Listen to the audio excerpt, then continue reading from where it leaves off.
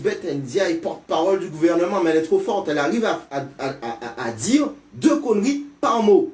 2 conneries par mot, c'est du jamais vu. On entend des choses qui sont extrêmement inquiétantes. Je veux, à ce micro, les rassurer très largement parce que, à ce stade, la situation est parfaitement sous contrôle. Qui c'est qui a dit ça? Et vous savez quoi? Moi, je sais pas utiliser un masque. Je pourrais dire, je suis ministre, je me mets un masque. Mocheté. En plus, elle est mal élevée.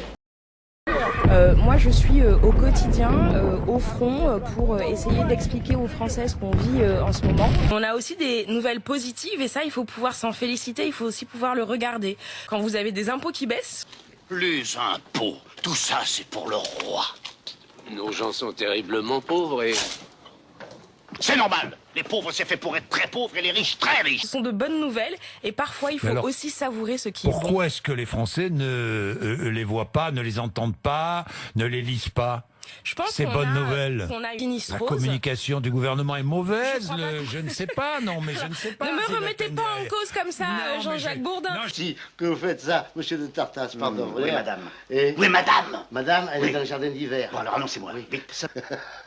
Ça doit vous rajeunir de faire la cour, madame. Que ça qui... Bon, oui, monsieur.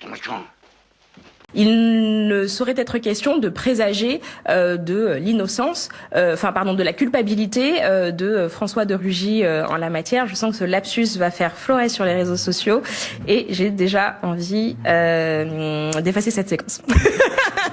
Donc il faut savoir, surtout, garder ses nerfs, garder son calme. Mais garder ses nerfs, c'est facile à dire ici dans ce studio, mais pour les Lyonnais, comment vous expliquez que l'Italie interdise les matchs de foot avec des supporters dans ses stades, qu'en Irlande, le match de rugby Irlande-Italie soit reporté, quand nous, on accueille 3000 supporters de la Juve à Lyon?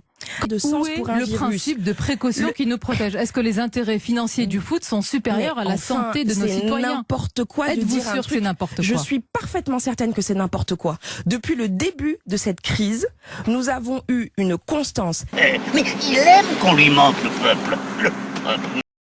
Sibeth Ndiaye, Ariane Chemin, la journaliste du Monde qui a révélé l'affaire Benalla, est convoquée par la DGSI. C'est pour intimider les journalistes qui enquêtent sur l'Élysée? Oh non, évidemment, pas du tout. Menteuse! C'est une menteuse. Elle ment. La semaine dernière, d'autres journalistes ont déjà été convoqués par la DGSI après avoir enquêté sur l'utilisation d'armes françaises au Yémen. Donc ça donne l'impression que dès qu'une enquête dérange le gouvernement, on envoie la police. Il ne s'agit pas. Dis donc, ton article, il était faux, hein? Mais c'est exact qu'il était faux. Tu prétends qu'il était faux maintenant que tout le monde croit qu'il était vrai. Ben, c'est pourtant vrai. Mais qu'est-ce qui est vrai? Que tout le monde croit qu'il était vrai? Mais non, c'est pourtant vrai qu'il était faux. C'est pourtant vrai qu'il était faux. Ce que je peux vous dire, c'est que nous avons été, depuis le début du quinquennat, extrêmement conscients des difficultés de l'hôpital public et j'allais vous dire du système de santé en général.